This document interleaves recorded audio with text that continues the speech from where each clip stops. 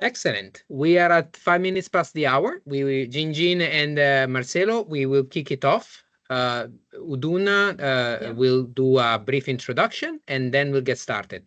I'll take care of admitting all the participants. Uduna, this is to you. Thank you so much, Guy. Fantastic. Welcome, everyone. It's really great to be here. I don't know if I could turn my camera on so you can see my face. Okay, there we go. So this is the second time doing this partnership with Siemens. This is part of our Scan With Me, a SWiM training program. And here we have a virtual visit where Siemens shows us essentially the best practices on how to scan on some of these really novel technologies coming out in imaging. And so we're fantastic and happy to have them back here today. We have Jing Jing and Marcelo in Germany. And we're going to actually kick it off with something that's very unique and exciting. They actually scan it in a container. This is a self-contained solution. I think Jing Jing will talk about that in a second. And it's a 2-hour program. So we're going to eventually switch over to a 1.5T system as well. And I hear this system also has a low helium. So again, novel technologies coming out of Siemens. So I'm going to turn it over to you and take it away. Hi everyone, welcome to Siemens MR virtually. So it's a great pleasure for us to have you here today to introduce to you the novel technology from Siemens side. Today we will share with you 2 scanners with Siemens latest dry cool technology. The one behind me is Free.Star. It's our first dry cool magnet. Instead of the traditional 1,000 liters of liquid helium inside, this scanner is a dry cool magnet with only 0.7 liter of liquid sealed for life. So that's why you would see this scanner without any need for quench pipeline, and it has a very small footprint. As you can see here, it's a very small room. In total, including everything, it would only need 24 square meters. So it's really easy to sight in this scanner. Also, this scanner is embedded with AI technology so that you could get 1.5 Tesla-like image quality from the deep resolve technology, as well as that it keeps the unique feature like advantage for implant imaging from the unique field strengths. And the last and not least important one, this scanner is designed for ease of use. So later on, we can see from the scanning session that with the MyExam Autopilot feature, it's really very easy. With one click, we can do the scanning. So we will move the camera. So firstly, to show you how this system is fit into a container.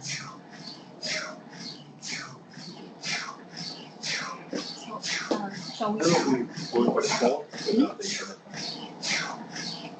wait a second, we are setting up the connection on the phone so that you could see through that camera how it looks like from the outside.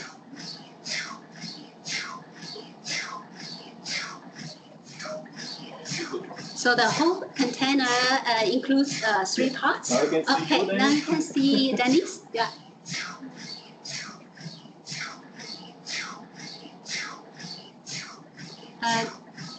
Dennis, maybe you want to unmute? Yeah, excellent.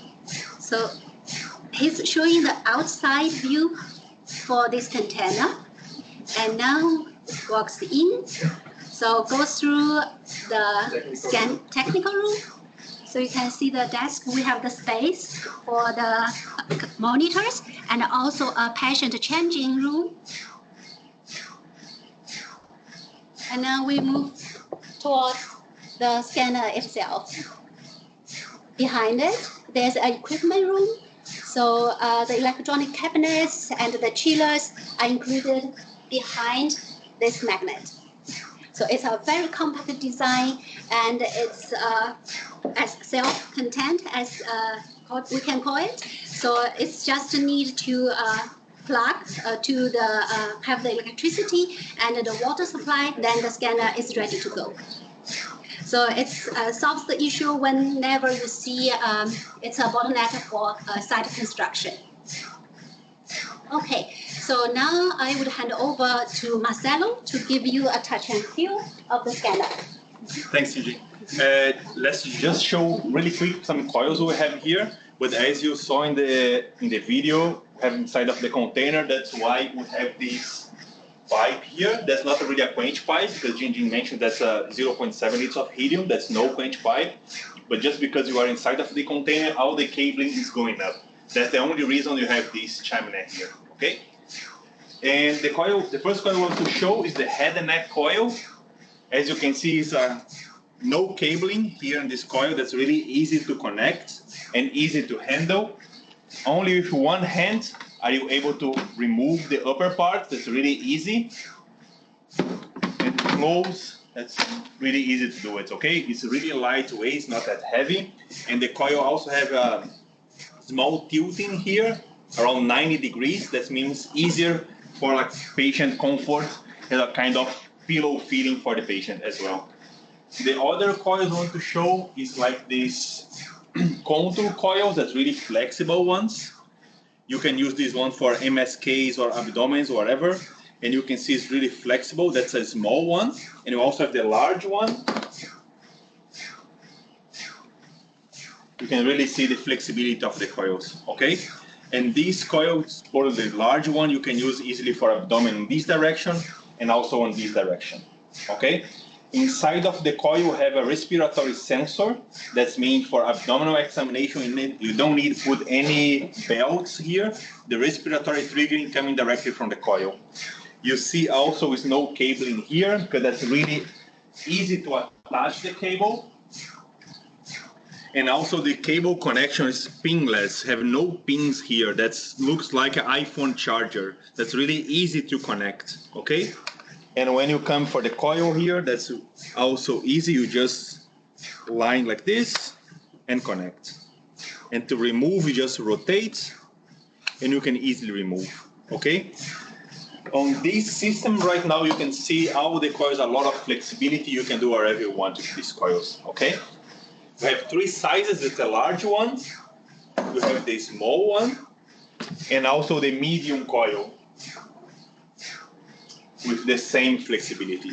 The only difference is the medium one, the cable is fixed, and the other ones you can remove and attach the cable.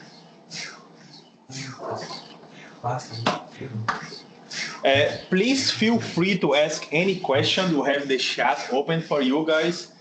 Feel free to interact with us. If you have any question, just type in the chat and your colleague online can handle the questions. If not, you can open your microphone and ask your question directly as well, okay? Let's try to do this more interactive as possible. One more thing I would like to mention about the head coil. You see here also a mirror. That's also easy for positioning and make the patient a little bit more fitting. You also have the headphones, and the headphones are easily made inside of the head neck coil. That means the patient can also hear music during the examination, okay? And that's a head and neck coil. Yeah, let's put the coil a little bit closer to you.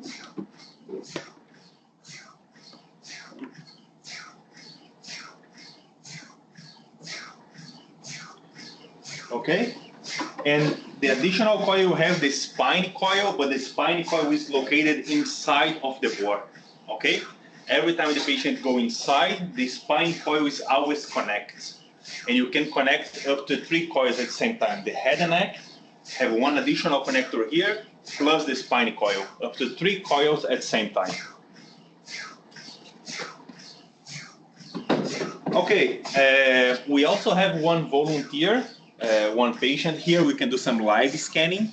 I think we can start with the brain scanning, and we can show to you also some of the features Jing Jing mentioned about the AI for positioning and AI for acquisition, and how the AI improve your image quality as well. Guys, should we proceed, or you want to mention please. something else? I was else? about to say that. Let's get started with the scanning. Great.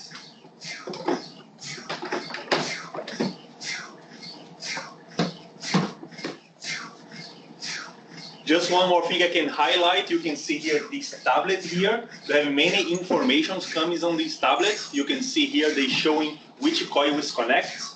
You can see right now the spine coil is connected here. I can just connect this head and neck, and you can see the system automatically recognize when the coil is connected. That means you don't need to move out of the room to check which coil is connected. Every time you connect the coil, the system show to you here which coils connect and what kind of exams you can do with this coil. You don't need any laser light for positioning. I just press here head and the system automatically position the patient for the head.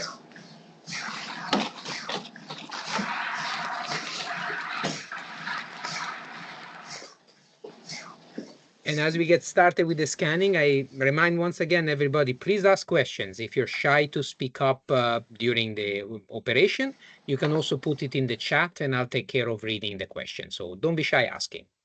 And we will have a question and answer session at the very end as well, where we can compound some of these questions.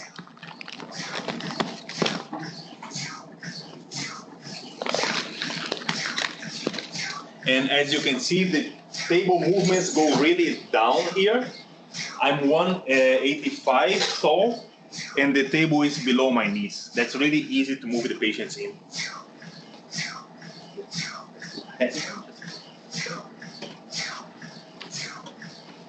And also talking about the workflow, yeah? Let's say I position the patient like this. I want to move the table up. I just press one button, and they automatically move the table for the home position. For the workflow point of view, it's much easier.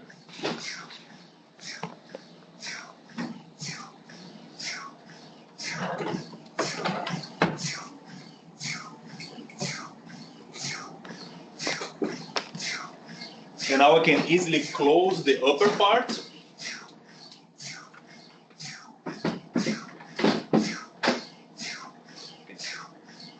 You see they recognize the coil here, and again, just press one button, you see the head is selected here. Just press one button, they automatically moving the patient for the head position in the ISO center. That's really easy. If I want to do a lumbar spine, I just press the lumbar spine and automatically moving. If I'm using the coil for orthopedics, for example, I just press knee and automatically position for a knee. Okay? Now we are changing the camera and you can see the acquisition workplace.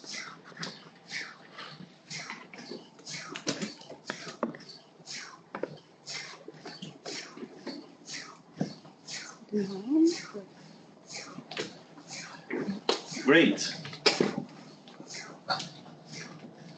What you see now is the acquisition workflow. We quickly register the patient right now.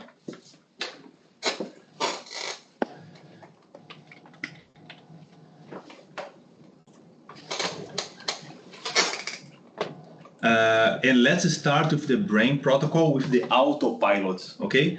And what autopilot means, that's automatically doing by the system everything. The operational guy here, the tech, the biomedical engineer don't need to do nothing here. You can see the layout is quite clean. You have only one button in the left to start, the orange button, just press one time. And after that, the system runs everything automatically. Okay? Yeah. And the system is doing right now the auto align, the localizer in the brain. It's in only 30 seconds. That's a 3D sequence. They acquire in sagittal view this localizer, and the system automatically recognizes the landmarks of the brain. Okay, the system recognizing during the acquisition the orbits, the temporal lobe, the temporal lobe, orbits, base of the brain, internal ears, yeah, many landmarks they automatically recognize, and with these landmarks they automatically position the slices as well. You see the system just finished the localizer right now and automatically moving for the next sequence. Yeah, you can see the images here. That's the first one, that's a original acquisition. The original acquisition here. And you see right now the sequence, the axial T2 is automatically running right now. And that's the point. The system doing everything automatically, but you still have your hand in the wheel. Yeah, you can still change anything you want. Of course, if you not agree what the system is doing, you can take over the control and change your parameters, for example, or change the position of the slices. You can do everything. But the idea is the system give you a hint and help you and support you how to do the exam. Of course, they can do everything automatically, but you have the opportunity to change anytime you want. And now the sequence here, only 1 minute acquisition on this point of time, they are automatically running, yeah? And you see the localizer now is a little bit up, and you see all the acquisition here, the original one. And the system do some reconstructions in sagittal. You see the sagittal for the whole brain, and also the sagittal for the left orbits, and also the coronal view for the whole brain, and the coronal view only for internal ears, and also the axial view for the whole brain, and the axial view for internal ears, and axial view for the orbits. All these landmarks are recognized automatically by the system. And as we mentioned here, if you click, you can also show here, and you can see how the system is planning. On this view, you cannot really change the positioning because the system shows to you how to do it. But if you want to do manually, of course, you still have the possibility to do it. You just need one button on top, and you can switch between the expert view and the autopilot mode. Now I'm in the expert view. And if I open one protocol, you see the system also positioning automatically here and show you some images for the guidance, how to position the slices as well. This guidance you can change, these images anytime. You can create your own guidance if you want, and you can also create your own text. Okay, that's also easy for the user to change these presets. And here you also have access for all the parameters. Okay, that should be clear for you guys. The system doing everything automatically, but you still have the opportunity to change the parameters if you want, or change the position if you want. You're not locked on this area. We're not changing nothing. Okay.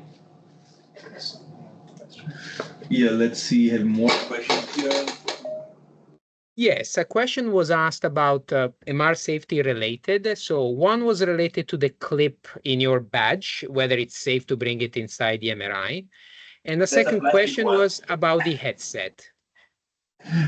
About the badge, the plastic one, yes, that's MR safety. I can also change the camera back and put closer to the system, and you can see. And the next one is about what? Was there about the headset, clarifying that it's yeah. actually an MR compatible one. Yeah, that's also a MR compatible one. And you can also, as I said, play music through the headphones as well. Yeah, the headset is a static one that goes together with the system. So it's a non-magnetic one. No, because these headphones, as Jing Jing said, MR compatible, don't have any magnets inside of the headphones. These have a kind of tube, and this tube going with the audio waves from the inside. We can also get closer with the camera when you move the patient out. Excellent, thank you. I have another question about the landmarks of the pediatric ones and the pathological population. Yeah, the landmarks work really well, but of course have a really big tumor in the head where changing the position of the orbits or change the central line of the head or have something even out of the brain. Of course, the system can make some mistakes. That's why I mentioned in the beginning, the system gives you some hints and showing the automatically one, but you still have your hand in the wheel. Okay, you can still moving, you can still doing things by your own. And also these landmarks not only working for the brain, we're doing brain right now, but these auto align, these autopilots also working for spine. When I mean spine, I'm saying cervical spine, thoracic spine, lumbar spine, also working for knee, shoulder, and hip. All of these anatomical areas are supported by these landmarks and supported by the autopilots. Excellent. And now two questions. One is related to how does changing the field of view in one direction, for instance, AP, change the scan time, while in other direction it does not? Okay, we can open up a protocol here and just show to you, and that's also show how easy it is. I just drag and drop a sequence down here, double click, and you can see the parameters here. Okay, this first tab of parameters just slightly, you can see only a couple of parameters. You can also customize how many parameters you can see. And in this other button here, details view, you have everything. Okay, and here in Siemens, you have the acquisition time, the total acquisition time here, the acceleration factor, and here you can see the pixel size, the voxel size, sorry. And that means when I enlarge the field of view like 230 or 300, the acquisition time not change, but I gain some signal. That's another icon you have here. But if you increase another direction for 100%, for example, you increasing your time and you also increasing your signal as well. That means because the phase direction is directly related with your matrix size as well. And that's why you gain more signal, but also increase some time. That's a quick explanation I can give to you. Of course, you can also explore more and talk more about this, but I think it's not the right. That was brilliant. It was very clear. Yeah. If you're not focused on scanning, a couple of more questions. One was related the difference in resolutions in the images you're seeing right now, because you have of course, T2 on the right and the localizer. So if you could explain what is what among these images. Yeah, sure. As I said, this is like the acquisition workplace, yeah? But I can open the reading area and we can see direct all the images acquired here. And that's also nice because the configuration we have here is just one monitor. Of course, you can have the configuration of two monitors, one monitor for acquisition and the second monitor only for reviewing images. But right now we have the acquisition in one tab and I'm reviewing images in the second tab. And I'm uploading right now here the T2 and the axial flare. I can also enlarge these two images for you.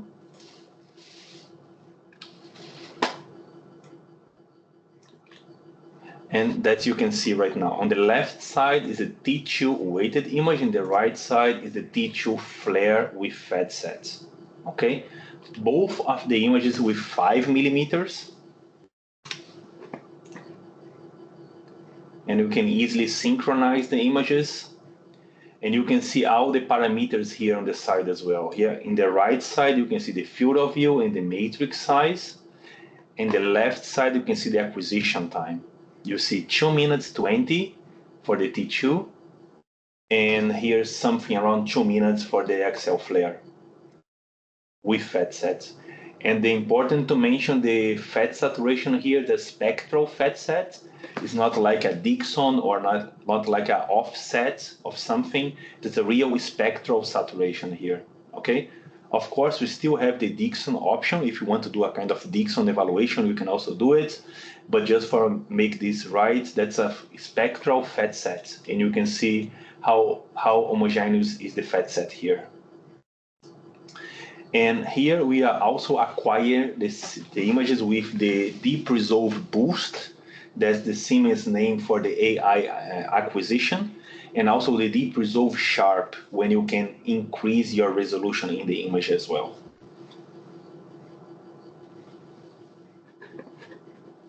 Excellent.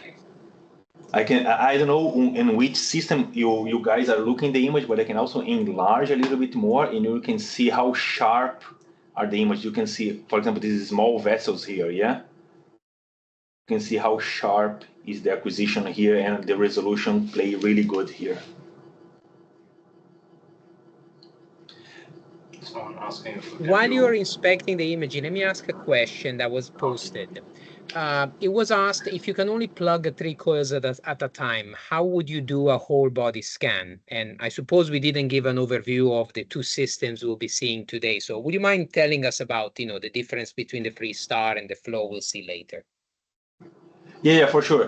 The first thing, the Free.Star we're scanning right now is 60 centimeters bore, yeah, and 0.7 liters of helium, okay? That's the same as the Flow we're seeing later. That's also 60 centimeters and 0.7 liters of helium. But this one right now is 0.55 Tesla. And the Flow is 1.5. That's one of the biggest difference you can see also in the image quality.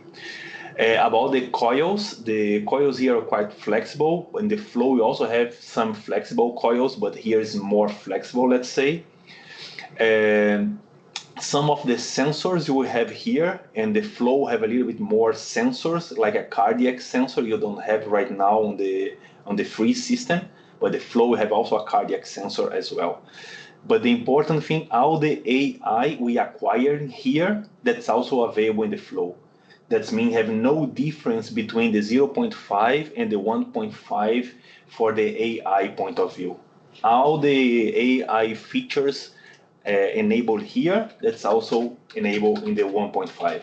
I mean, deep resolve boost, deep resolve sharp, SMS, that simultaneous multi slice, all of these features are available in all the systems.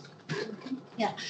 In addition, that the AI features, the deep resolve algorithms that we are using is trained with real patient data on different field strengths. So the solution are available on both scanners, but the algorithms itself is optimized for each field strength. Just one more thing before we finish the acquisition here. I want to repeat this sequence here. You can see the acquisition is around 2 minutes. Let's just remove one average. That means if you're coming from GE, that means one NEX, or if you're coming from Philips, that means one NSA. Yeah, just remove one, and now you see we drop the half of the time. And let's just repeat this sequence and see how the AI works when we have a lack of signal as well. And we can compare both. Because here in Siemens, they're really easy to use. When you open the sequence, you have inside of the resolution tab, we have the acceleration and have the deep resolve.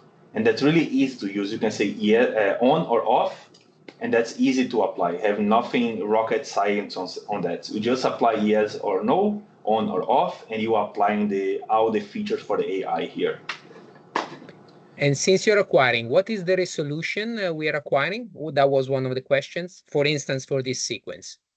Yeah, the resolution we acquire is 333 of 221, but that's an important thing. When you use the deep resolve, we are using deep resolve boost to reduce the noise of the image, and also use the deep resolve sharp. Deep resolve sharp improving your image quality in the resolution point of view. It's not only the interpolation, but it's really a smart interpolation. You can see the difference using only interpolation or using deep resolve sharp. It's a real AI in the whole data of the image, playing the role to improve your resolution in the image.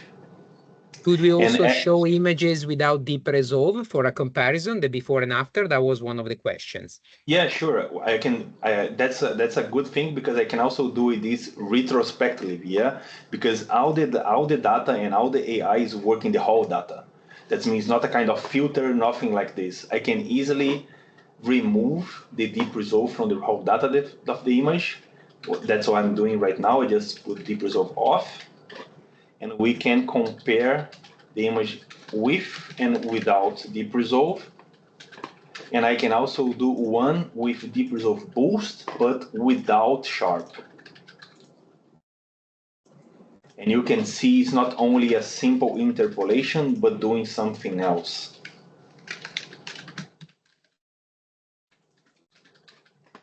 And you see I'm doing this while the system is scanning. That's an important thing. Wow. And while the system is doing the reconstruction, I can show you also the diffusion, because sometimes the diffusion in the system are not 1.5, maybe the people are a little bit scared, but you can see here the image quality from the diffusion. That's a B0 and a B1000. And that's important thing. You see also in the frontal lobe, and also if you're going for the base of the brain, where the internal ears, you will not see a lot of distortions if you compare with your 1.5 or also 3T. Yeah, that's one big advantage for the 0.55 as well. We don't have too much distortions of the air, for example, or metal implants. All of these will be easily removed and easily reduced here in 0.55. Okay, now let's show you the difference between deep resolve. That's with deep resolve. That's without. And here you can see the difference with and without deep resolve, exactly the same sequence, okay? We just remove the AI from the image. And you can clearly see the difference between the with AI and without AI. And the another comparison should be with sharp and without sharp. Oops. Both of the images having the deep resolve boost to reduce the noise. But if you see right now with sharp and without sharp, as I showed you before about these small vessels, you can see here the difference for sharpness of the image. Both have the interpolation on, but when you use the sharp, you can see much more clear these small areas.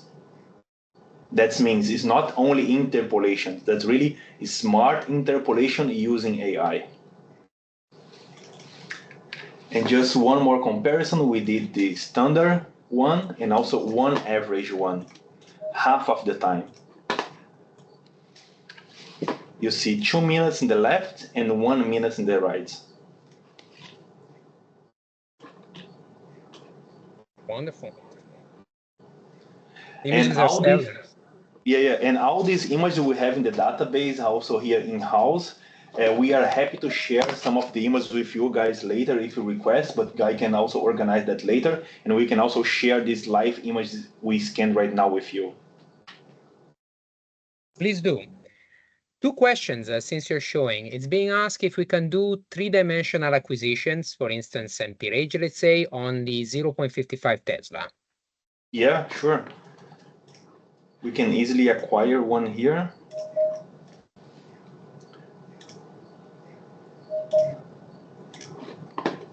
You see many types of 3Ds. You can do amperage, you can do space, you can do many types of 3Ds if you want, directly in the Siemens tree, okay?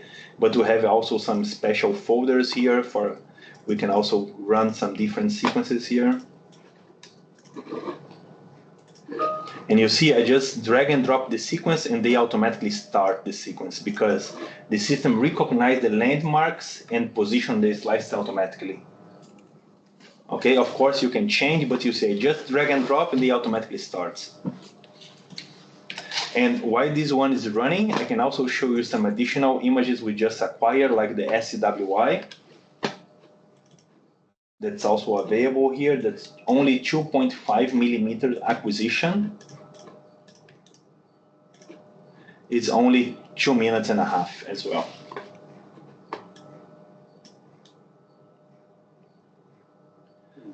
And another great feature you have here, because I mentioned the diffusion before, you have here the diffusion with 2 B-values, but you can easily create a synthetic B-value using these 2 already acquired. We have just one button to click, ADC B-value, just one click here.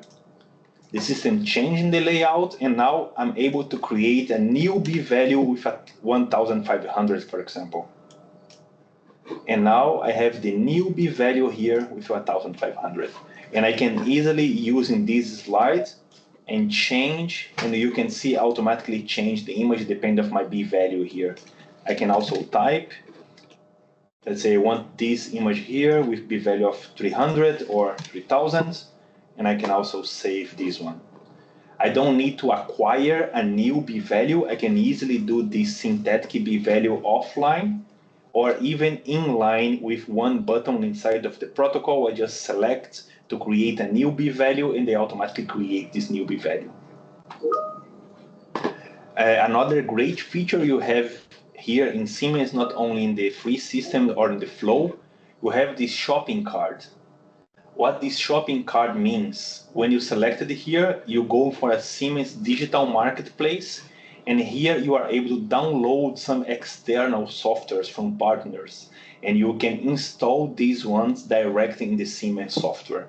Okay, that's mean for CVI, for cardiac, you can start synthetic neuro, have many partners from Siemens. You are able to download these directly in your system. Okay.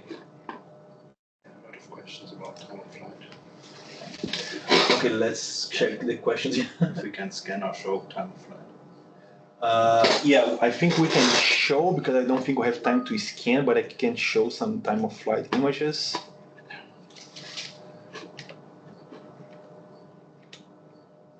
Okay, let me just import one from database.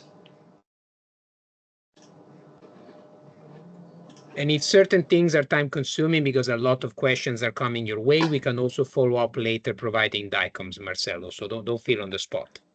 Yeah, we can also do that, yeah.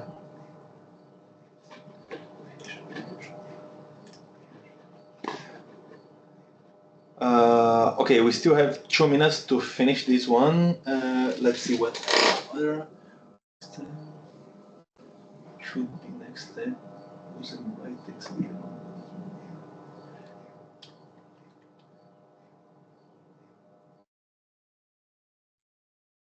Yeah, let's see.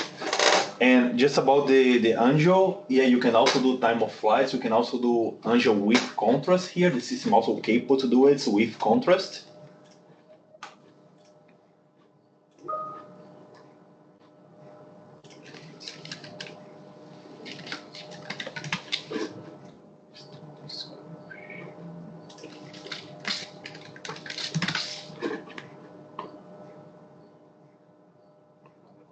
DTI is possible. I can open the diffusion and show to you. You can do the diffusion with many directions, and you can create your DTI, okay? But it's not like a standard feature, but yes, you can do it.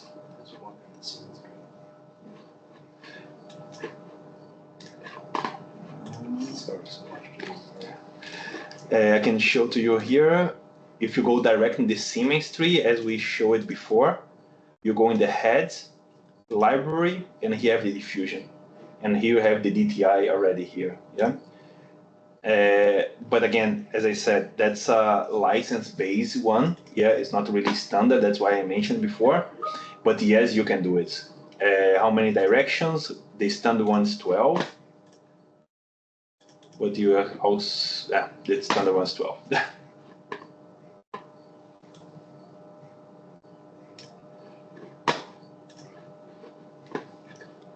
Okay, 3 more seconds and we finish the 3D.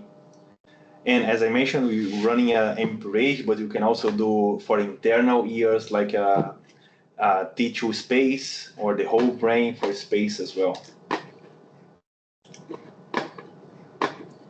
And here you have, in about 4 minutes, you have the 3D acquisition here.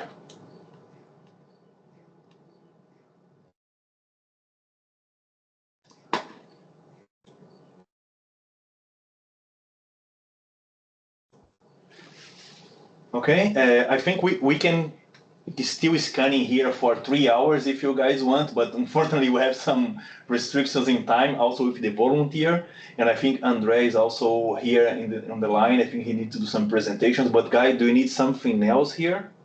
No, this was fantastic. So just to bring everybody on the same page, we will be scanning on 2 machines today. We started on the 0.55 Tesla Free.Star, wanting to show how the machine has comprehensive clinical capabilities. As Marcelo and Jing Jing move to the next scanner called the MAGNETOM Flow, in this case a 1.5 Tesla, Andre will do a presentation allowing time to transfer, but also tell us some more about what we do in neurodegenerative disease. If you have any questions, please send them in the chat or note them, and we'll have the Q&A at the very end.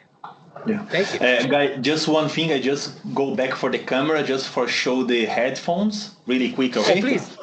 Yeah. Sorry.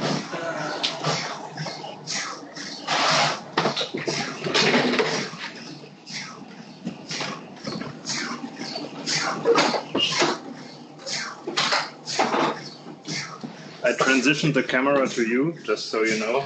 Yeah. Okay, now you can see here, that's the headphones, have these 2 plastic tubes, have nothing here inside, have no metal artifacts or metal implants or metal devices here inside. That's only these 2 plastic tubes guiding the sound waves to the phone, okay? And also my badge is a completely plastic one. And my ring is a gold one. Okay, thanks for that. I think Andre is doing the presentation right now, and we're moving out the setup for the 1.5 system, okay? Yes, thank you a lot. Thank you so much so far. That has been brilliant. All right, then I will take over. So I will share the presentation now so that we make the best use of the time. So welcome also from my side. My name is Andre Fischer. I'm part of the clinical and scientific marketing team in Erlangen in the headquarters. My background is MR physics. So for quite a while I was active in the academic environment as well. I also had some experience with low field systems. Back in the days, it was a MAGNETOM C. And I worked as a sequence developer also for mainly for cardiac applications. And now I'm part of the marketing team taking care of neuro. And we have the topic of neurodegenerative disease today. And I will provide a little bit the view that we at Siemens Healthineers have on this topic. And I'd like to give you a little bit of an overview what we are going to talk about. As a first major topic from our end, we will talk about Alzheimer's disease, simply because it has a lot has changed in the last, let's say, 2 years. And this has a major impact because now MRI has moved out of the pure ruling out modality into a mandatory monitoring tool that has some impact on practices. This impact can be mitigated to a good degree by AI. And Marcelo showed you already a lot of what we are doing. He was talking about the auto-align workflow helper and also the deep resolve image reconstruction. There's also something on the post-processing that I will briefly talk about to show you how we want to streamline that. I mean, that's not only necessary for neurodegenerative disease, but it has a particular emphasis on it. And later on, we will also briefly talk a little bit about things like DTI. I mean, there was already a question about it, fMRI and ASL, and all three of them will be scanned and on the MAGNETOM Flow on a 1.5 Tesla system after this presentation is done. So first is a very general statement, and I'm pretty sure you all know that in the majority of cases, the role of MRI in neurodegenerative disease is to narrow down the differential diagnosis. So meaning you basically rule out a lot of other causes for certain neurological symptoms. For this, you need certain clinical workhorse sequences. Marcelo has shown you basically all of them. For structural imaging, you use the 2D TSE sequences mainly. Sometimes you also do a 3D space, where space is the equivalent to turbospin echo in 3 dimensions. And you just saw an MPRH scan on the MAGNETOM Free.Star. Then on the other hand, FLAIR is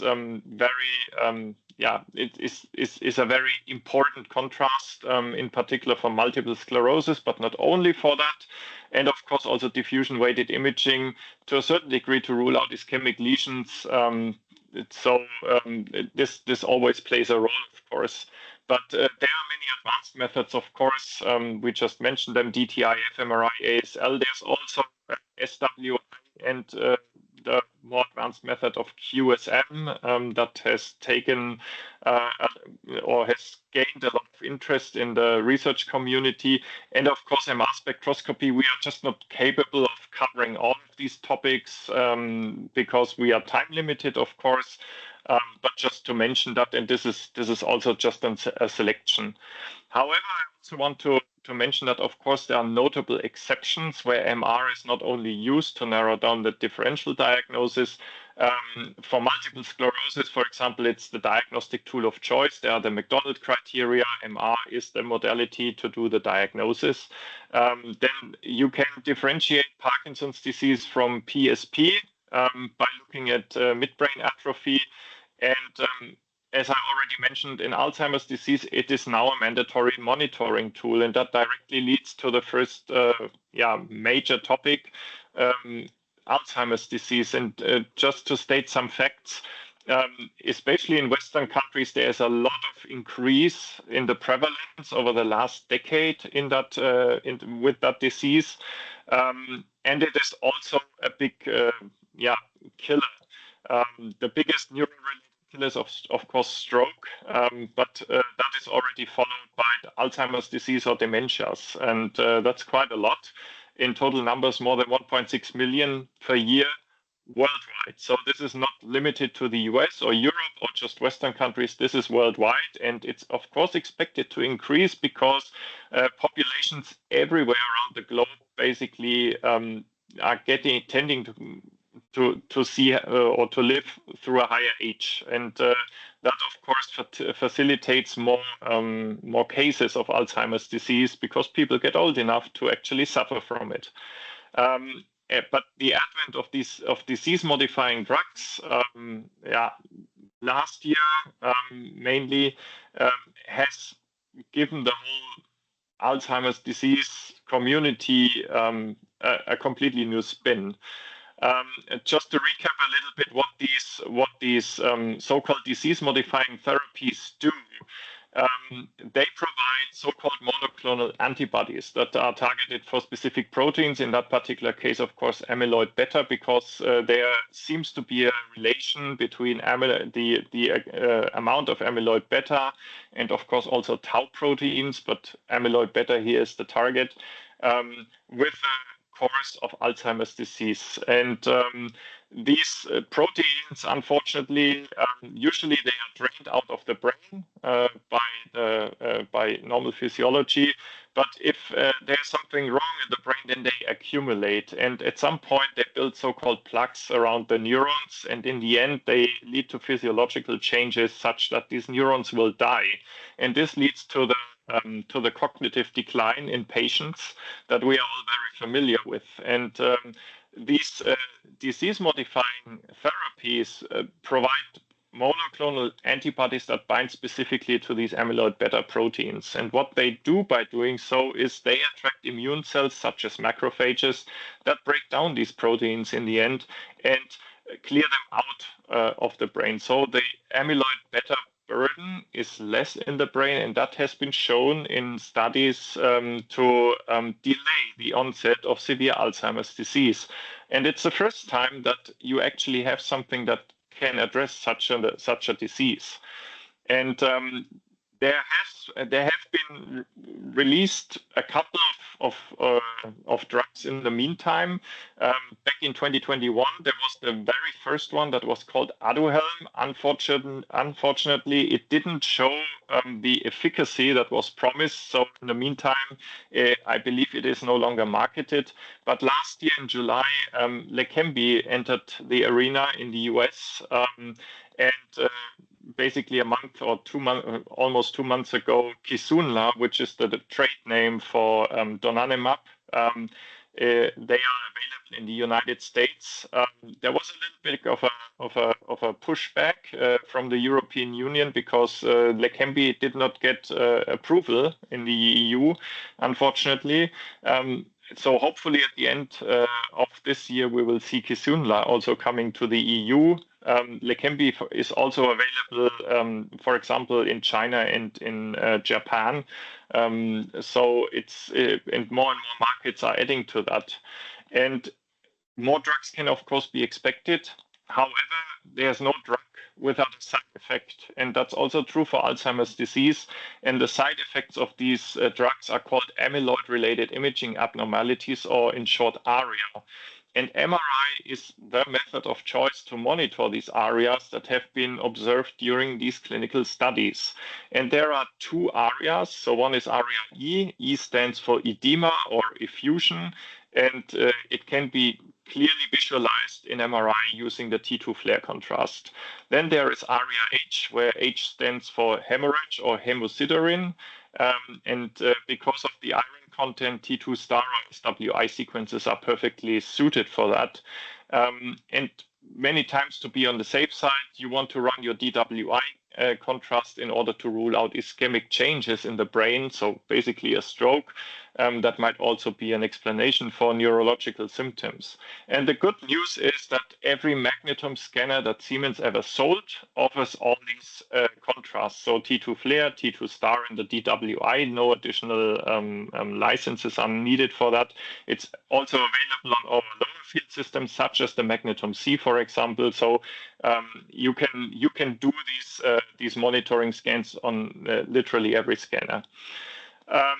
And for those of you working on a 1.5 or even 3 Tesla system, we have on our website, MAGNETOM World, you see the internet address here on the slide.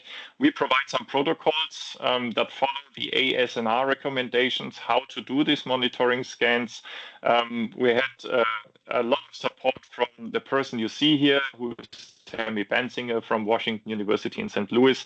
I can also provide the link to that website in the chat after this presentation, so no worries about this.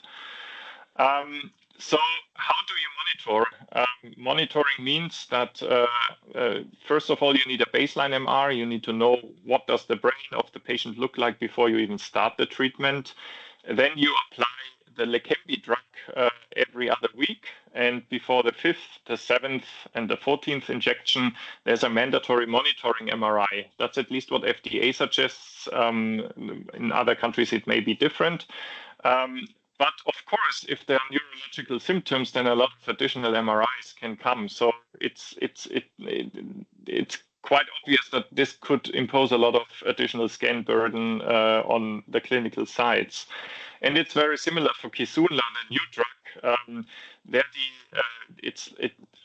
The monitoring scheme is very similar, but the injections are every 4 weeks, so basically just once a month. And so before the 2nd, 3rd, and 4th injection, you do your mandatory monitoring scan, and then before the 7th.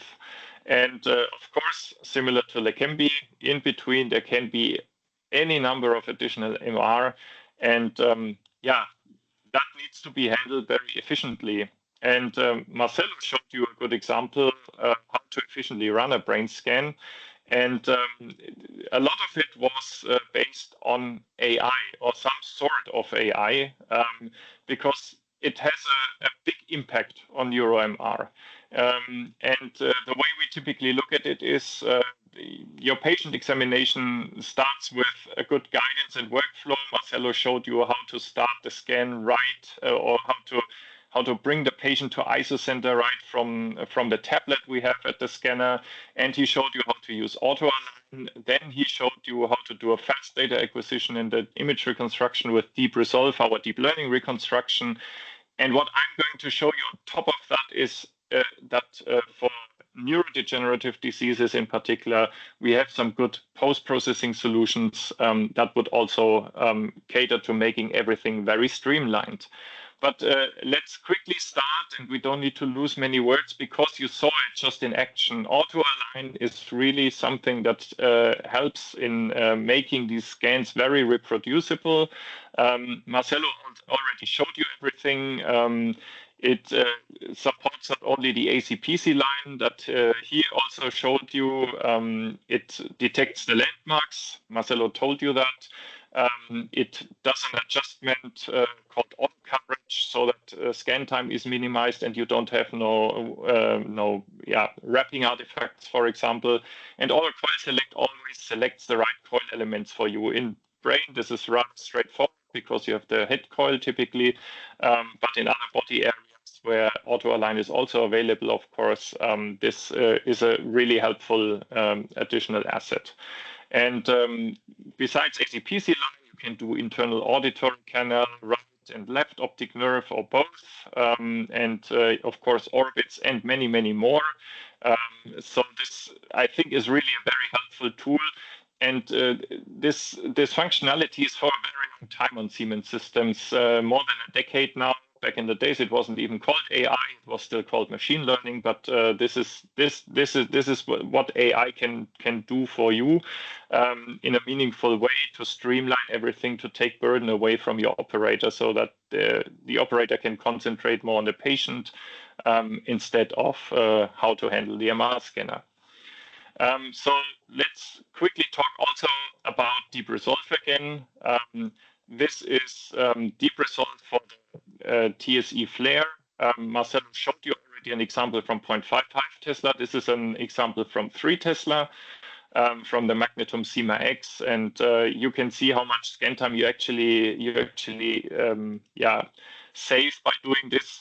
The way I look at it, I grew up with the advent of parallel imaging more than 20 years ago, and now this AI reconstruction deep resolve is a very efficient way to do parallel imaging on our machines, because instead of going to a factor of, let's say, 2, 3, you go immediately across the board to a factor of 4, and this saves so much scan time. And Marcelo also mentioned deep resolve sharp, which really boosts the image quality quite a bit, because you see so many more details compared to not using it. The same for SWiM sequence. This is not based on AI, but this is also something to really speed up also these monitoring scans. This is a basically traditional parallel imaging method that you can use for your SWI scans to speed them up. Instead of 3 minutes, you can almost do it in a single minute. This is of course on 3 Tesla, and helps to keep scan times here at bay.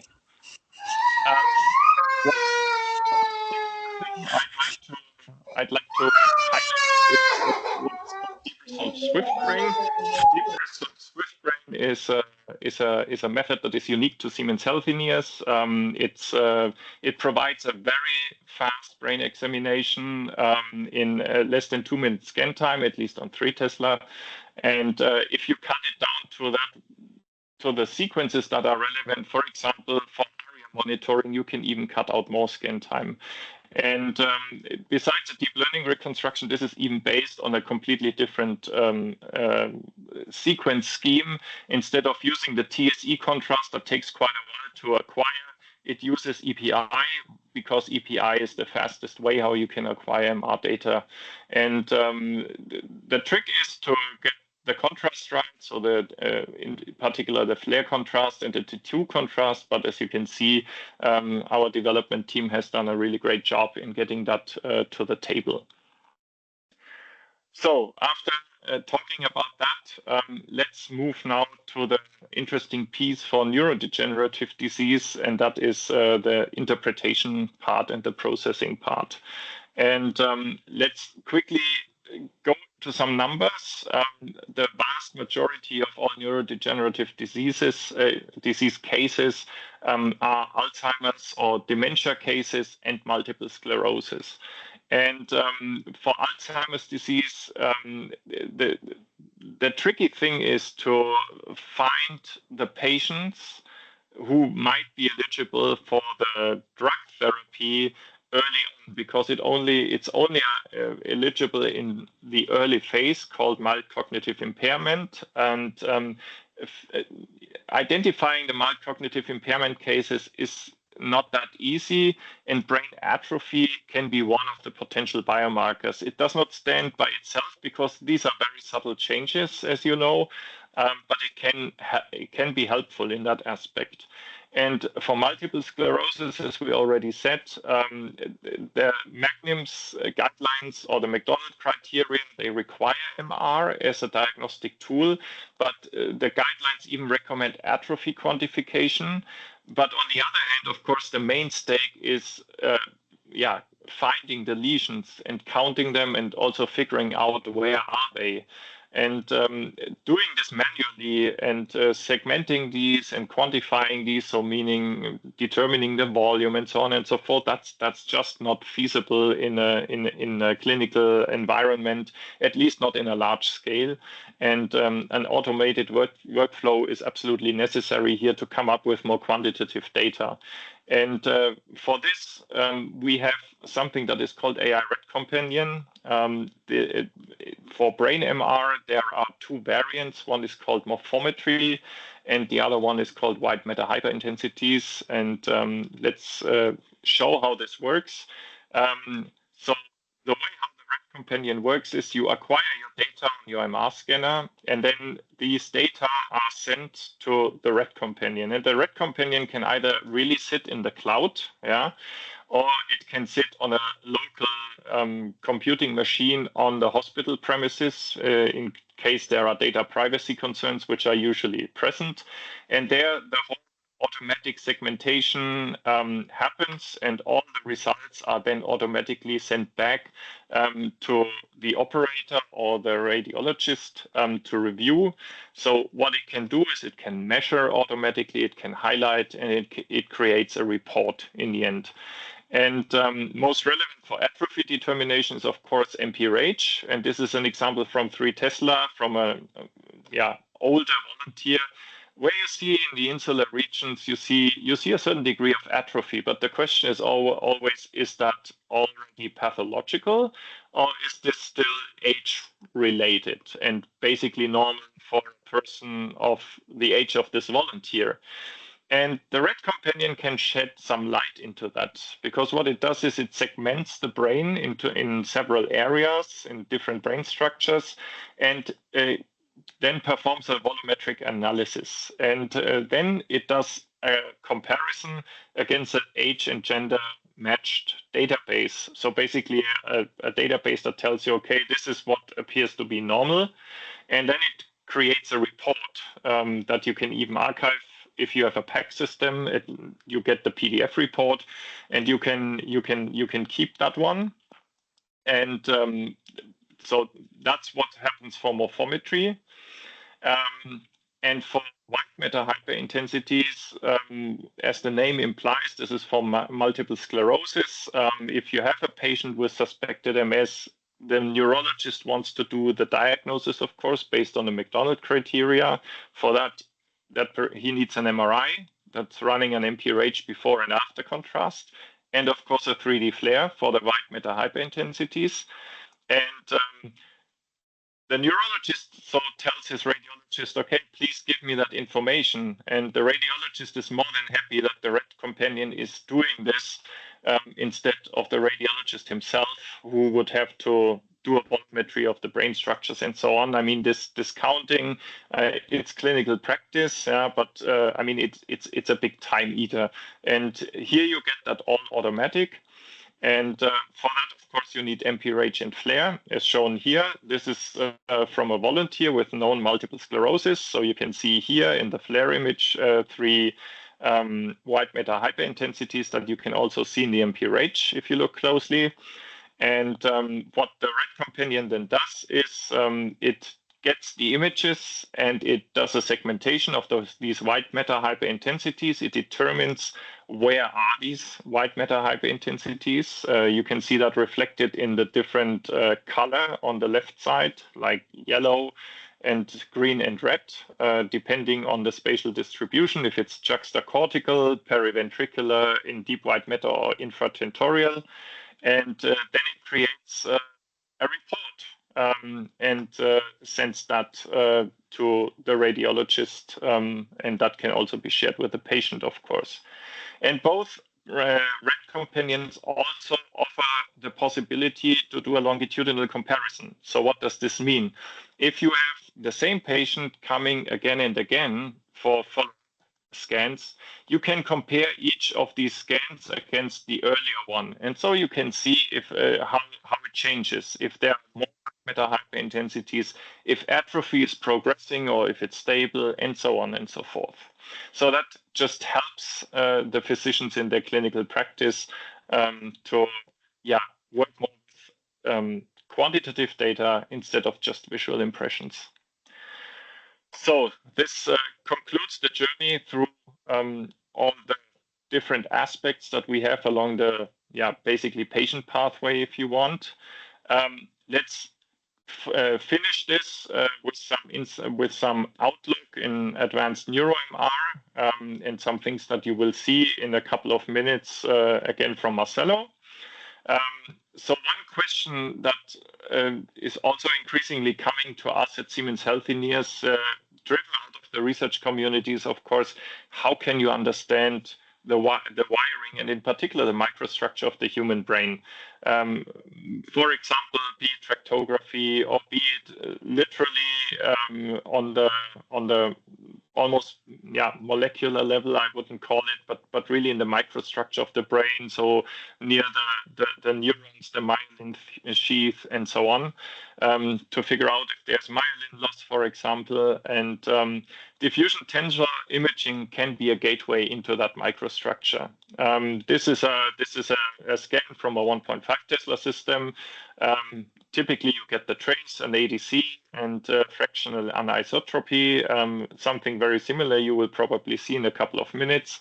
But of course, you can also use it to do fancy tractographies like this one from the MAGNETOM X, where you literally throw all that we at Siemens Healthineers offers, like great hardware, construction, a lot of acceleration technique, so really full-blown technology to scan 20 minutes on a single brain. I mean, this is probably nothing you would do in clinical reality all the time, but for your research purposes, this is pretty nice, and you can create nice movies like that. A different beast is then, of course, bolts or fMRI. Here shown for paradigm-based fMRI. What we will see in a couple of minutes is, of course, resting state, to keep it simple. But fMRI scans can, to a certain degree, be analyzed on, or can be analyzed on our systems, of course. We will see how much we can cover today. And last, I want to highlight a little bit the ASL capabilities that we have. Since a while already, we have on 1.5 and 3 Tesla P-Castle, so 3D P-Castle available with multi-TI capability that allows a bolus arrival time map calculation. We also deliver zero images for research purposes. For example, some customers really want to do offline their full quantitative analysis. They can do this. And in line, we deliver these relative cerebral blood flow maps that you can see here on the right side. And with that, it's 6:15 in Germany, so it's time to start with the flow measurements. Let's sum up. The role of degenerative disease is typically to rule out other potential root causes, as all of you know. But a reproducible workflow is for sure key, in particular if you have patients who come more often to your facility and need repeated scans to keep them comparable. That things like auto-align are really essential and make your life much, much easier. In Alzheimer's disease, as I told you, MRI is not only a tool to rule out root causes, but also now the method of choice for ARIA monitoring. In multiple sclerosis, it's of course the method of choice to diagnose MS. And the research arena is very wide open, I would say, with tools such as DTI, fMRI, ASL, spectroscopy, and so on. And with that, I hand back to Marcelo and for the next part of the scan. If there are any questions, don't hesitate to reach out to us. You can either direct them to me, my email address is stated here, or you can reach out to any of my colleagues. We will do our best to get all the information to you that you need. Thank you for your attention, and Marcelo, it's up to you again. Thank you, Andre. Thanks, Andre. We are just changing back on the camera here. Yeah, welcome back. We are in a different environment right now. You can see now we are inside of the factory. And you can see some cases going here on top because we are inside of the R&D area of the factory here. We're not in the marketing area, that's why you can see some of this. I have here with me Dennis, they also work in the marketing application specialist. And the idea for right now for this session is showing the MAGNETOM Flow. What you can see right now from here, that's 1.5 Tesla system. And I can show you all the coils here and also have the volunteer for scanning. Okay. What you see in the screen right now is the camera, what you're seeing live here, and also the tablet. Okay, and that's the first difference you can see. Here you can have 2 tablets, that's optional here. And the free system you saw before, only 1 tablet. But here you can have both, one of each size. Okay, let's bring some of the coils here. You can see the flexibility of the coils also. Great. And as we saw before in the free system, how flexible are the coils, you can see the same flexibility here. Have 3 sizes, the small one, as you saw before, and also the large and the medium one. Okay. One feature you can also see from these coils, the difference between the 3. We have this small icon here. Seems like a wireless icon. Okay. That means all these coils here have sensors built inside of the coils. They have a respiratory sensor and also a cardiac sensor. You can see out on the small coil. That means when you position the coil on the patient's chest, for example, you can do a cardiac exam without any leads here. That's really easy. And also a difference on these coils here have a positioning sensor. When you place the coil on the table, you can see here in the tablets the position in the coil with the patients. That means you don't need to use the laser light for positioning. You just place the coil here and the system recognizes the position of the coil. That means you're not doing a lung exam, you're doing this area. If I move the coil for abdomen, they also recognize this one and doing automatically this. Okay. I can see someone is asking in the chat, but I cannot read it right now. Guy, can you? No worries, I'm taking care of it. Please go ahead. Okay. Thank you so much. Then is now connecting the coils, and you can see directly here in the tablets, the system recognizes the coil is connected. You can see BM, that means biomatrix, because this coil have a lot of these sensors and make this biomatrix coil. You see the position of the coil right here. Now we're moving down, let's say for pelvic area, and the system automatically knows the patient position and also the coil position. Okay, that means you just need to select the position of the coil, press 1 time, and the patient's moving for this direction. Okay. That's really easy for the workflow. But again, if you want to select a different body part or use the laser light for positioning, you also have these options. You have the option for using laser light, you have the option to use the coil sensors, and you also have the option to use the numbers. Because here on the table, you have a ruler with a lot of numbers here. You can also select directly here in the tablet the eyes repositioning, and you can select for the keypad. You can also select here the positioning using the numbers, or you can use the laser light, whatever you want. Have many ways to work here. And you also can see the physio option, and the system guides you how positioning the coil in the patient. They show you where is the sensor. And here you can see the positioning of the sensors and also the option for ECG. If you don't have the coil with the sensor, you can also use the ECG for positioning it. Yeah, and when you change the coil right now, we just change this medium for the small one, and also the picture is automatically updated. Okay? And you can see here all the sensors, the respiratory sensor and also the cardiac sensor. The important to mention that's built inside of the coil and also in the spine coil. Okay, that's another difference. In the Free.Star, we just saw before, the spine coil is inside of the board. Here in MAGNETOM Flow, the spine coil is here on the table directly. Okay? And the another difference, in the Free.Star, you can use 3 coils at the same time. And here you have the spine coil connected, have 2 additional connectors on top, plus the head and neck coil. Okay?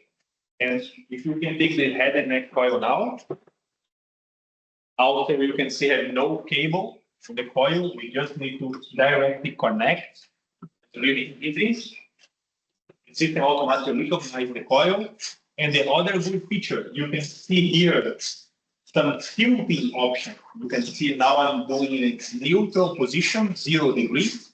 But depending on the patient, you can also move for more comfortable 9 degrees or up to 18 degrees. Okay, and you can also use the mirror. And you can use the mirror while I think the file is fully tilted. So even with the 18-degree tilt, the mirror fits inside the bore for the best patient contact. The other thing I want to mention is about the positioning as well. That's also available on the SWiM system. You have this guidance on top of the tablet. You can select it here. You can select one body part, let's say knee. In the system, you guide you how to position a patient for a knee exam. All the safety information here, and how to position the head of the patient, where to put the foot of the patient, and how to fix the coil. All this guidance is built inside of this tablet, okay? And that's available for all the Siemens systems, okay? For MAGNETOM Flow, you see right now, for the free system, you see right now, for Vida, for Skyro, for all the systems, you have this option to have the guidance directly here on the image, on the tablet, okay? Other big advantage you have here in this system right now. You see the patient registration here on top. You select it right here. You can see your HIS. If your clinic or your hospital is connected for the HIS, every time you register the patient in the reception and you have this list of the patient, you can see directly here in the tablets. And I can select the patient directly from here. I can check the treatment details and I can see all the data for the patient. And I can even start the exam directly from here. Okay, and let's use this opportunity to bring our volunteer in, and you can see how easy it is for positioning here and using the registration option.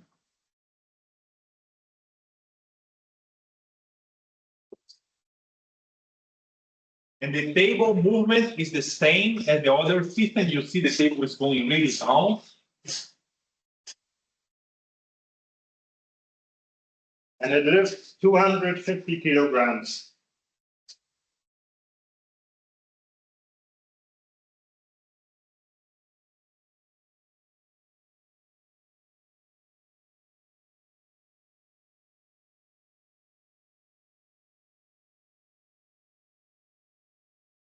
And if you have a clock and you can check the time, you can see how fast and how easy it is for position a patient. Yeah, press one button, the table is coming up. Then it's now giving the emergency ball for her, and also give the headphone. That's really easy.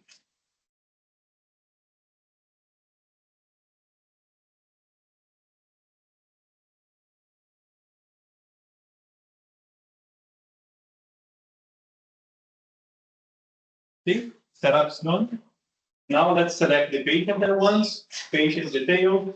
I agree with this information. I can go for exam. Now, I'm just going back. You see the head is automatically selected. 3 seconds on the head. They go for the head positioning. And you see orange button starts here. When I press the start button, they automatically start the examination. They have a countdown for 5 seconds, and after these 5 seconds, they automatically start the examination with the localizer. Let's do it now. Start, have the countdown, and now we are moving out of the room. Now we quickly switch for the acquisition workplace again.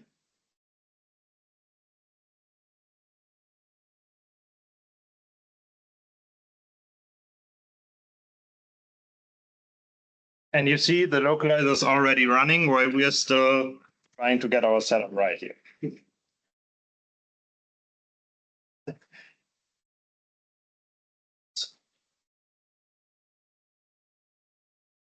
Okay, now you can see we are running the brain here. The localizer is done already, and you can see the first sequence automatically starts. Every time you see the sequence with the green, that means the system is running the sequence. Yeah, the localizer was done, and the sagittal T1 is already running. And that's only one more thing I want to mention. On these systems right now, you also have the possibility to have a touch screen monitor.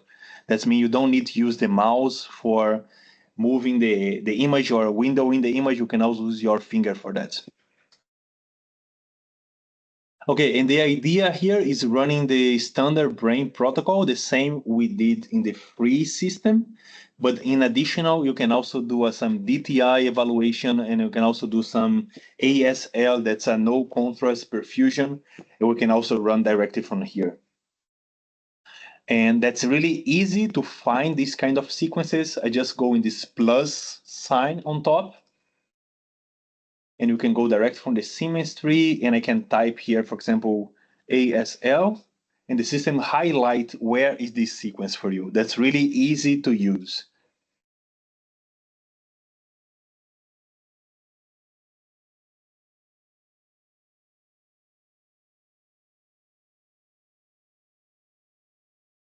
We can just quickly run this one. Let's go for 4 millimeters and 20 slices. Yeah. Just for time-wise, just here in the middle, that's fine. And here you can see how the auto align is playing. You see, I can easily change the position of the auto align for orbits, for example, or for brain or for bases, okay? Some of the options here is not really standard, okay? Just want to let you know, maybe you can guys see some dental options here, but that's not standard because we are in the R&D area and have many things really not available right now. But you can see some of these, but it's not available right now for you guys.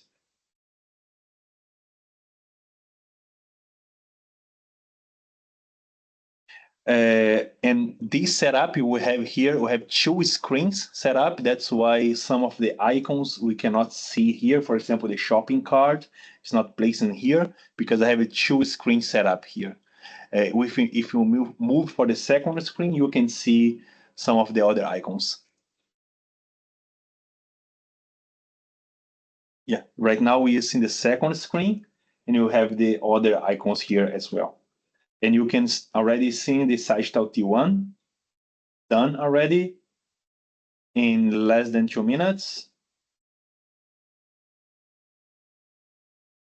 without any interaction of the user. They automatically position all the slices and everything.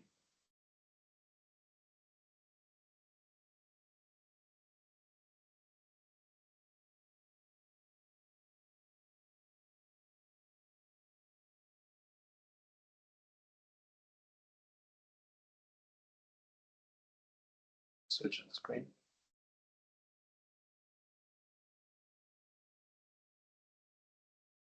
And here you can see also the DTI. I just open the DTI here. Of course, now we have a little bit more optionals here. We can go up to 256 directions, as Andre showed to you in the presentation, this Sigma X example with 256. We're not doing this right now for time-wise, or we want to do like 1 hour or something. But let's run one DTI with 12 directions. And here we can also apply some SMS to reduce the time-wise as well. Let's find one SMS diffusion here. Yeah, I have only this one, but I can apply the SMS really easy here. We can go to resolution, acceleration, have the grappa, you just need to apply the SMS. And now I'm using the simultaneous multi-slice. And what the idea when I use the simultaneous multi-slice, you can easily reduce your TR in the half. Okay, that means you can reduce your time as well.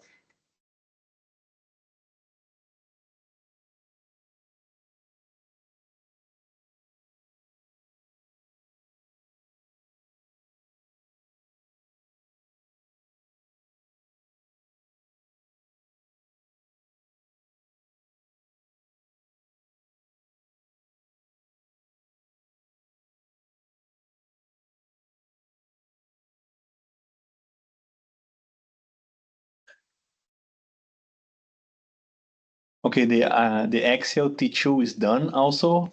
We can just switch back for the second screen and we can see the axial T2 here in the big screen. And this acquisition was 1 minute 20 seconds. or 5 millimeters, and reach high resolution here, 700.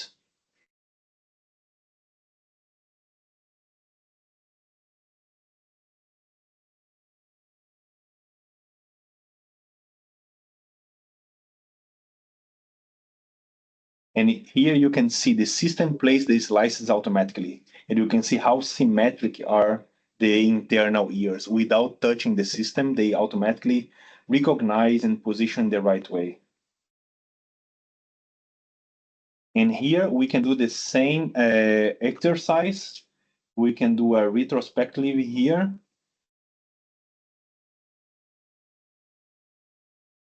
And remove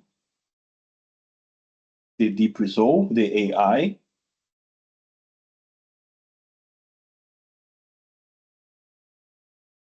And you can also do the same and remove only the sharp of the image.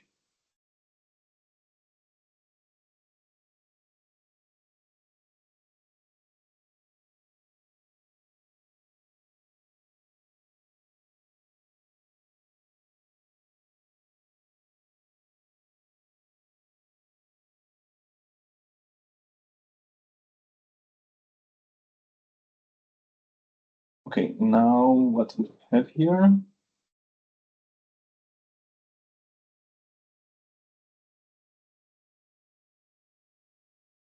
Okay, now you can see the acquisition with the AI and without the AI, exactly the same parameters.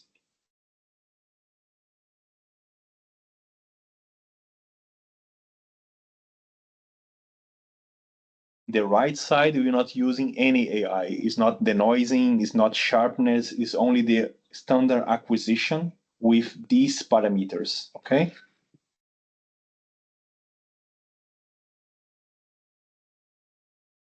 Just finish the second one.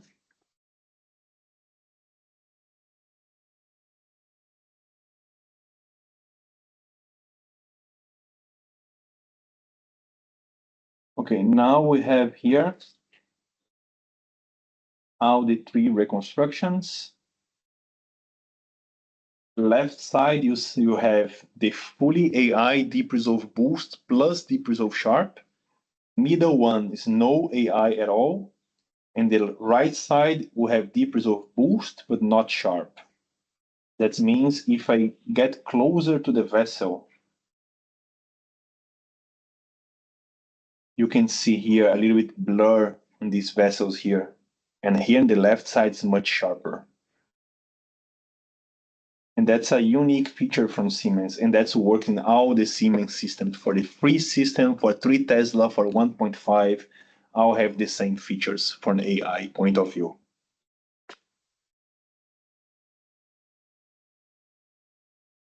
What else we have? Also the axial flare is ready. It's almost 1 minute acquisition here. 27 slices, 5 millimeters.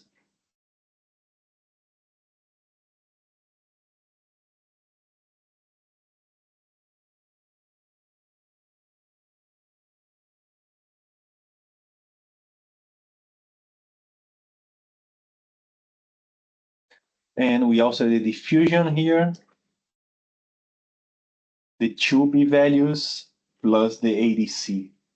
And the ADC is always automatically coming with the acquisition. You don't need to do nothing else. They also automatically coming with the ADC values. And if you want to measure the ADC, that's really also easy to do it. We just need to come here in the upper right corner.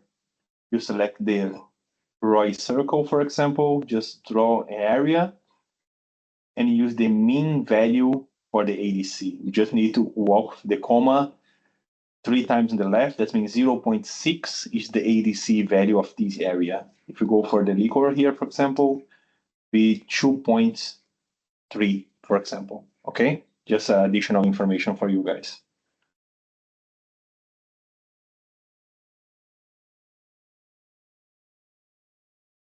Okay, in 40 seconds, we are finishing the ASL. That means the perfusion without contrast.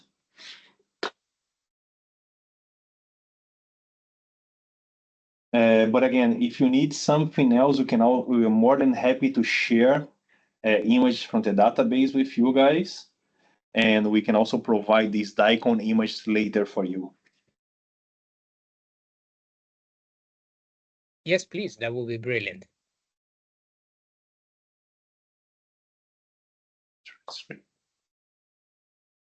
Yeah, now just the ASL just finished. Let me just waiting for the reconstruction and show to you here.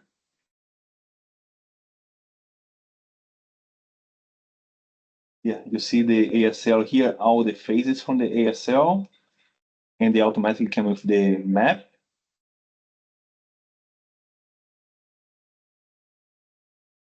The perfusion weighted map and the CBF map.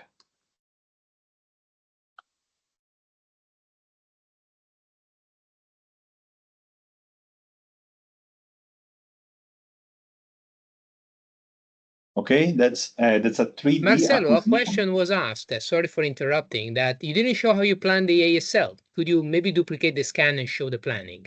Yeah, sure. Let me just, yeah, you can just switch back.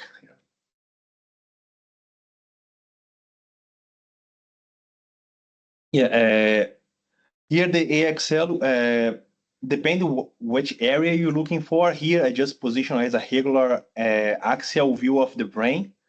But some of the people like to run a vessel scout of the brain to positioning in perpendicular of the vessel, okay? Right now on this example, I just run like a normal axial view of the brain, but also in the Siemens protocol, we have these vessel scouts to check the position of the vessels as well and position the according to the vessel, okay? But let's say the standard way, let's say you can also do as a regular axial of the brain. And also the auto align works here as well.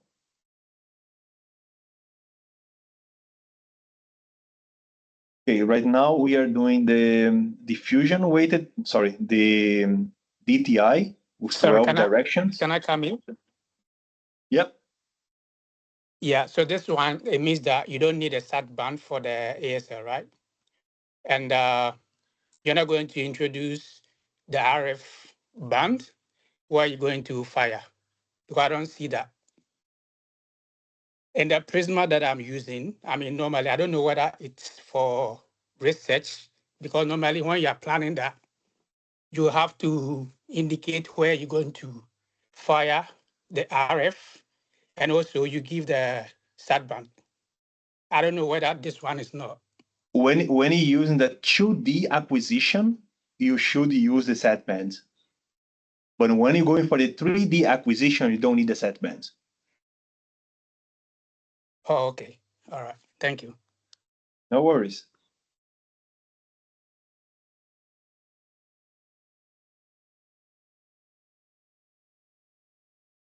Okay, let's jump back from the second screen and I can show you the results for the DTI.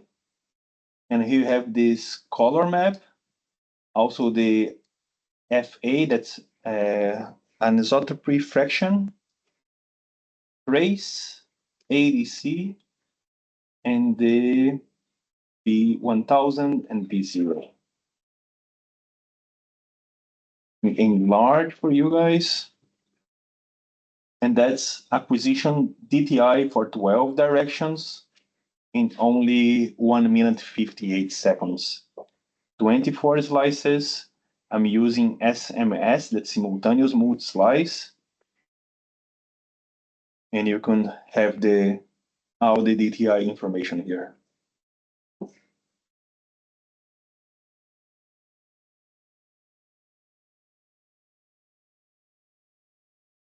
And of course, the DTI can be applied for several body regions. Yeah, you can do also for the cervical spine if you want. You can do in the brachial plexus if you want. You can do in different body parts. Of course, the Siemens provide to you the standard sequence for the brain. but all the colleagues around the world for the apps specialists are able to help you and provide you the right parameters and the right protocols to run the DTI in several different body parts as a spine or plexus or something, as you wish. We just finishing right now also the 3D of the brain at the MPRage again. And I can also show you the post-processing for the brain morphometry, as André showed you in the presentation about the degeneration. We can also do this in live here for you. I can show you some images up front. The system do some reconstructions here, and also show you a table. And this table, you can see the total brain volume, the gray matter, white matter, the absolute values and normalized values. And you see also different areas, the thalamus, putamen, that's always segmented automatically by the system. But we can do this in live as well as soon the sequence is finishing here. And one more thing, this brain morphometry can also be done on the cloud. Okay, you can run the sequence and do the post-processing here in the system, in the acquisition workplace. But Siemens also provide you some service when you can upload these images on the cloud. That's called AI Red Companion. And the AI Red Companion do all this post-processing for you and give the images back with the table and all the segmentation automatically done.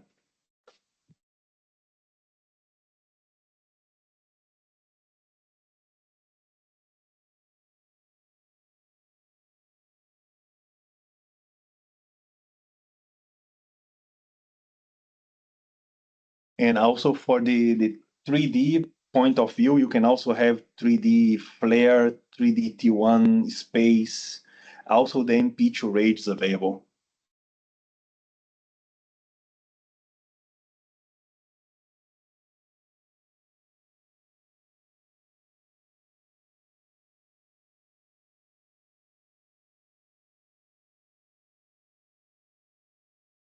And Okay, since we're now talking about 3D, in terms of acceleration options for space, what do we provide?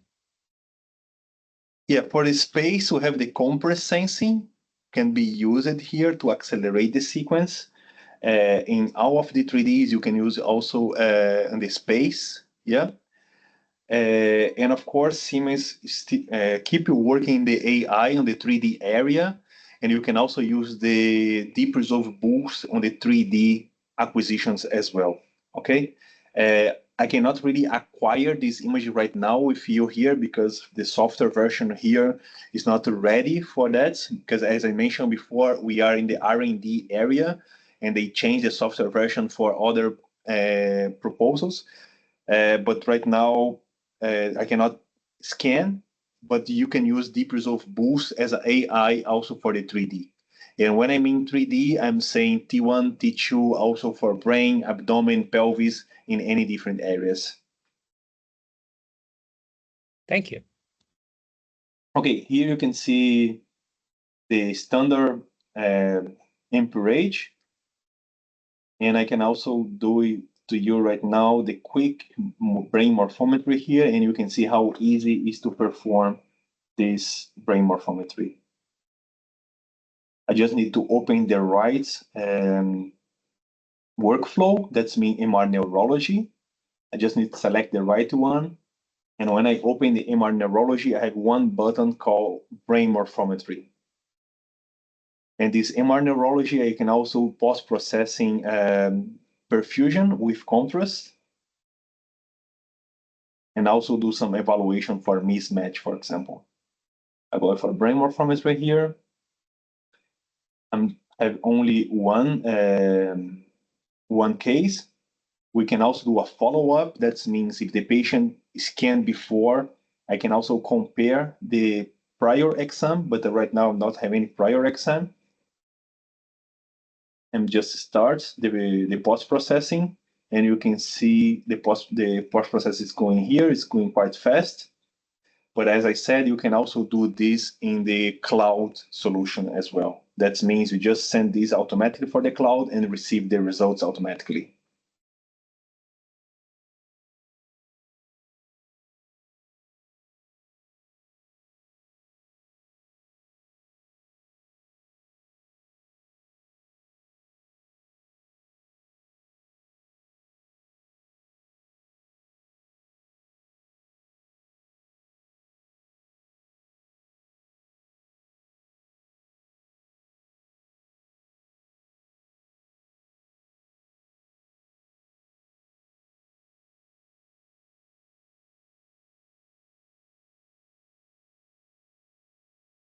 I believe also one request to do a functional evaluation. That's a MR bold.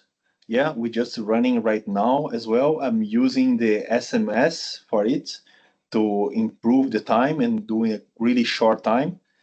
I'm doing a real, I'm not giving the patient any instructions, just for you see the acquisition itself.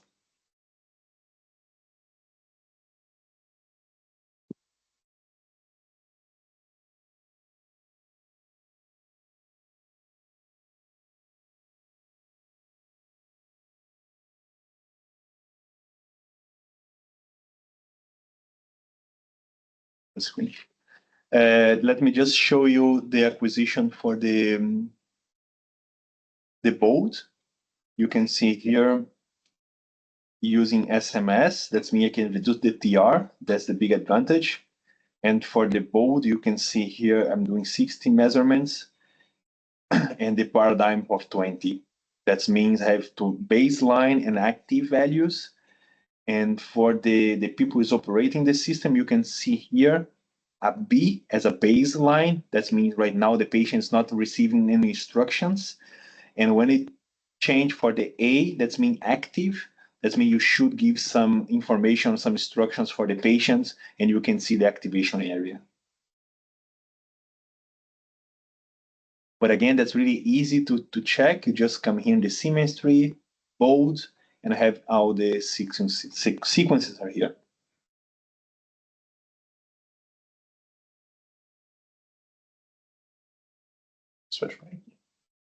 Okay, now let's see the brain morphometry here. Yep. Now you can see the results of the brain morphometry. You have the deviation map, and here you can see all the structures selected by the system. And you have here a kind of trend line. You see the patient right now is around 26, 27 years old, and that's a kind of trend line for the whole brain. Going for 35 should be expected on this direction here. Also for the cortical, putamen, and everything. And the important thing is the table here. Yep. And you can see the absolute values, the normalized values, and that's inside of the normalized range or not. If something's outside of the normalized range, you have this asterisk in the image here. And again, we just did this right now in live for you, and you can see how easy it is to post-processing this.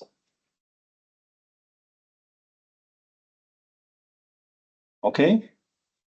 And for the bold, here you have the bold image here.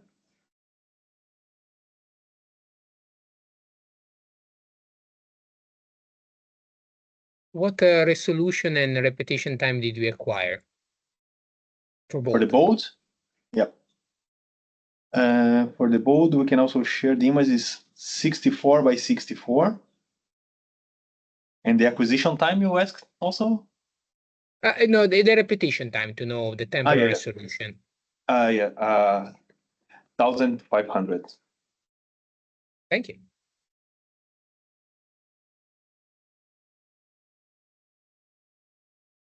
Okay, and we also did a SWI here for this volunteer. I can also show to you the SWI.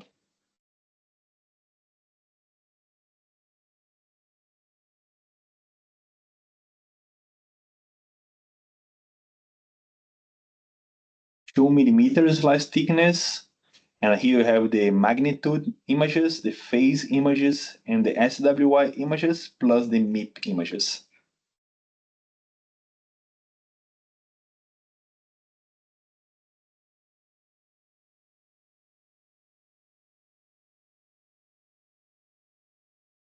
Okay.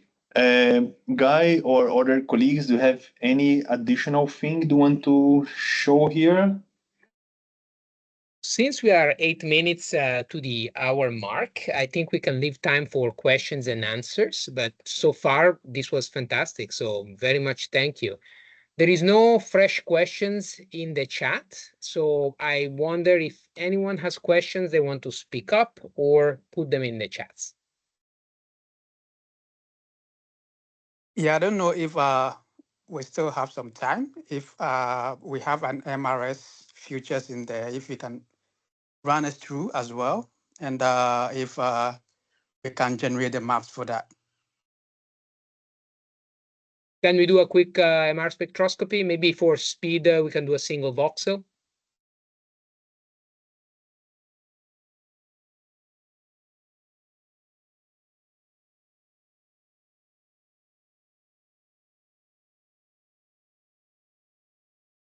And while we acquire that one, we can show a time of flight.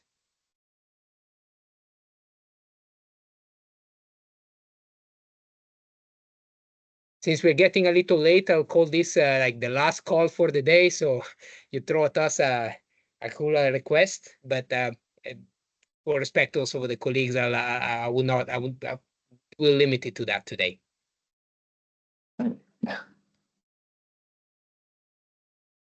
Dennis, now you unmuted yourself. Okay.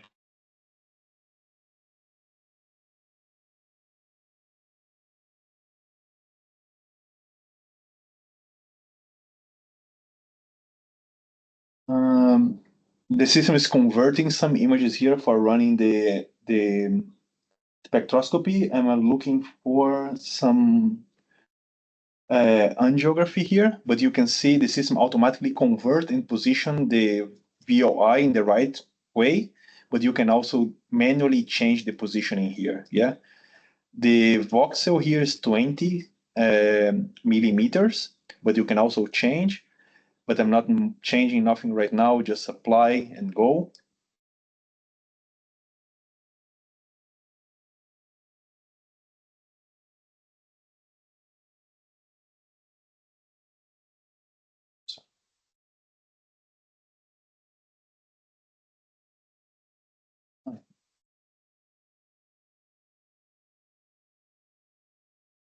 Okay, we have it right now, the time of flight here.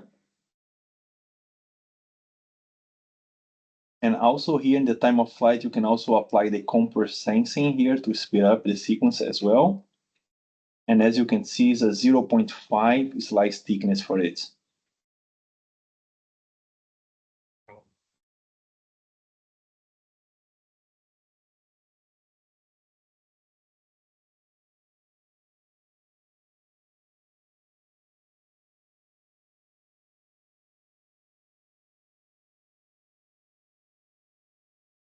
Switch back. Just one more highlight I want to show to you. I showed you before the shopping cart, but here you can also have this camera, okay? And what this camera stands for, you can also use a screen recorder. That means you can start this, recording the screen here and using this for training purpose, or you can also do some classes. You can also change in using this for training. Yeah, that's also nice to have this screen here, and you can also record the screen and share with your colleagues. Have several other buttons here. This one you can see have this red mark, but you can also use the remote scanning in the Siemens system. That's really easy. I just need to click here and give the password for the remote guy, and they can also scan remotely here the systems, okay? Here is not connected, as I mentioned before. We right now in the R&D area, but just for keep in mind, the Siemens system provides you the opportunity to do remote scanning as well.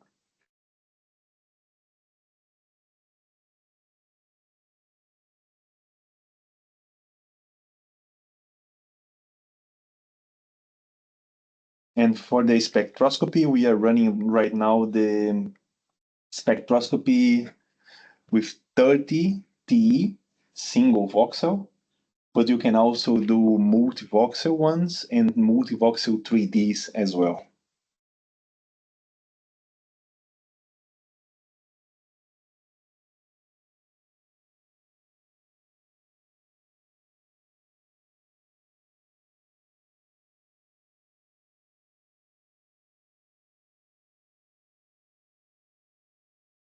In which organs do we commonly do spectroscopy? Let's say the most common one is the brain, but of course you can run spectroscopy also on the prostate. You can do it. You can do in the cervical spine for the medulla if you want, and several tumors like liver. You can also do it. Yeah, most common ones, let's say, is brain and prostate. But spectroscopy is a really big, wide research area and have many people doing crazy things around the world. But most common ones, let's say, is brain and prostate. You can also do in the breast if you want. Wonderful, thank you.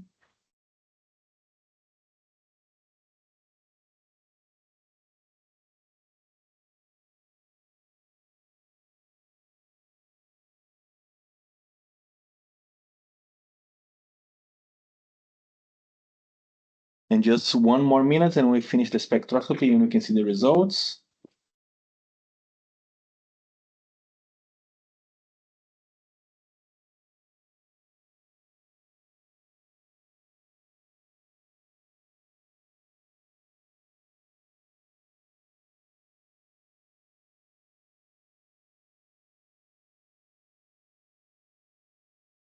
I can also change a little bit the screen and show to you guys some post-processing really quick for the tractography.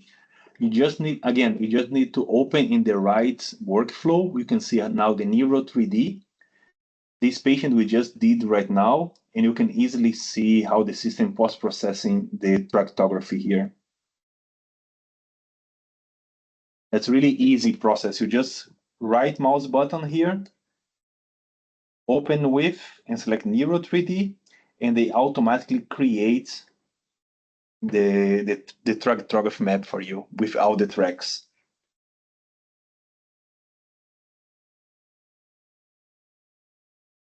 And the spectroscopy is done already. Let's open the spectroscopy now.